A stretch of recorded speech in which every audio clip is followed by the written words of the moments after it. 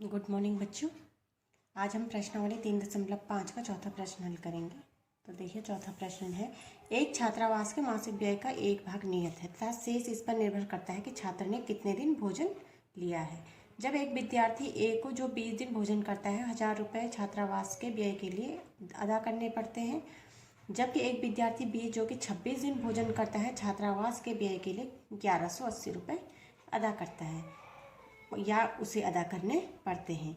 तो नियत व्यय और प्रतिदिन के भोजन का व्यय ज्ञात कीजिए।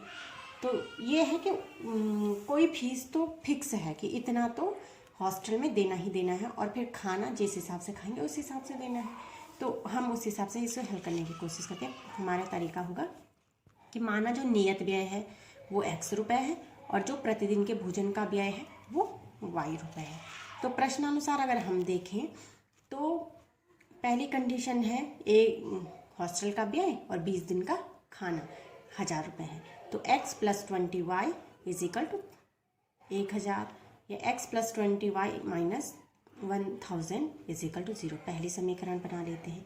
दूसरी कंडीशन है x + 26y यानी कि हॉस्टल का नियत व्यय प्लस 26 दिन का खाना 1180 में। तो x + 26y - 1180 is equal to 0। समीकरण 2। अब हमें इन्हें वज्र गुणन विधि से हल करना है। तो हमें a1 a2 b1 b2 c1 c2 की वैल्यू लिखनी पड़ेगी। तो a1 1 है, a2 1 है, b1 20 है, b2 26 है, c1 -1000 है और c2 -1118 है। तो जो इसको करने का तरीका होगा वज्र गुणन विधि से वही x अपॉन x का गुणांक a होता है तो हम b1 b2 c1 c2, y upon y का गुणांक क्या होता है b, तो c1 c2 a1 a2, और अचर पद का गुणांक होता है कुछ भी, मतलब अचर पद तो अपने आप में स्वतंत्र है। तो इसके लिए हम लिखते हैं a1 a2 b1 b2। तो जब हम इन्हें गुणा करेंगे, इसको इसके साथ गुणा, इसको इसके साथ, तो लिखने का तरीका वही होगा x upon 20 into -1180 minus 26 into -1000 is equal to y upon -100 into 1 minus 1 into -1180 is equal to 1 upon 1 into 26 minus 1 into 20। तो ये हो जाएगा x अपॉन, जब हम इन दोनों को गुणा करेंगे तो हमारे पास आता है -23,600 plus 26,000 is equal to y upon 1000 minus minus का प्लस हो जाएगा 1180 is equal to 1 upon 26 minus 20। तो फिर से हम इन्हें सॉल्व करेंगे तो ये हो जाएगा x upon 2400 is equal to y upon 180 is equal to 1/6। तो x अपॉन 2400 इज इक्वल 1/6 हम एक बार ले लेते हैं क्योंकि ये सब बराबर है तो किन्हीं दो को लेते हैं। तो हम x के साथ पहले अचर पद वाला लेते हैं। तो ये हो जाएगा 2x इज इक्वल टू 2400 या 2400। तो x इज इक्वल टू 2400/6। तो x इज इक्वल टू 6 × 24 होता है। तो x is equal to 400। x is equal to 400 है तो फिर हम y का मान निकालने के लिए y के साथ अचर पद लेते हैं। x का मान निकालने के x के साथ अचर पद, y का मान निकालने के लिए y के साथ अचर पद। तो y upon 180 is equal to 1/6। तो 6y इज इक्वल टू 180। तो y इज इक्वल टू 180/6। ये हो जाता है 6 × 3 = 18। तो y का मान आ गया 30। तो इसका मतलब है कि जो नियत खर्चा है वो 400 रुपये है और जो प्रतिदिन खाने का खर्चा है वो 30 रुपये। इसके बाद मैं इसी का तीसरा पार्ट करती हूँ। तीसरा पार्ट है, यश ने एक टेस्ट में 40 अंक अर्जित किए जब उसे प्रत्येक सही उत्तर पर 3 अंक मिले तथा अशुद्ध उत्तर पर 1 अंक की कटौती की गई।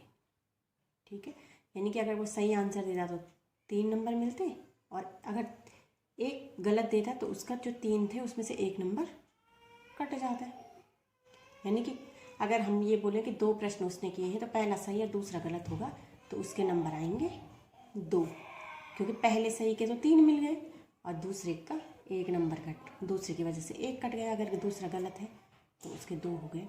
यदि उसे सही उत्तर पर 4 अंक मिलते और अशुद्ध उत्तर पर 2 अंक कटते तो यश 50 अंक अर्जित करता। टेस्ट में कितने प्रश्न थे, हमने प्रश्न निकालने हैं। तो हम बोलते हैं कि माना उसके जो सही उत्तर थे वो x थे और गलत उत्तर थे वो y थे, यानी कि जब दोनों को जोड़ेंगे सही और गलत को तो उतने ही तो प्रश्न होंगे। तो अब देखते हैं कैसे इसे हल करेंगे।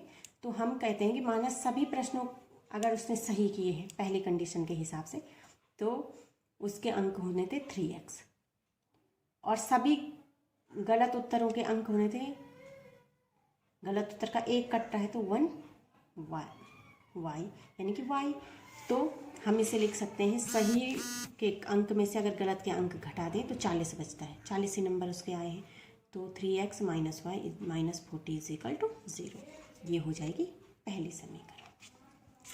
अब इसके बाद अब यदि सभी सही उत्तरों के अंक 4 के हिसाब से करें तो 4x हो जाएगा और गलत उत्तरों के अंक हो जाएंगे 2y। तो हमारी समीकरण हो जाएगी 4x - 2y = 50। तो 4x - 2y - 50 = 0 और सरल करेंगे तो 2x - y - 25 = 0। तो ये दूसरी समीकरण। अब हमें 2 समीकरण मिल गई है। समीकरण 1 और 2 में अगर हम देखें तो a1 की वैल्यू है 3, a2 की वैल्यू है 2, b1 की वैल्यू है -1, b2 की वैल्यू है -1, c1 की वैल्यू है -40, c2 की वैल्यू है -25। वज्र गुणन विधि से हल करने के लिए हम लिखते हैं x की वैल्यू के लिए हम इसको छोड़ के इन 2 को लिख लेते हैं।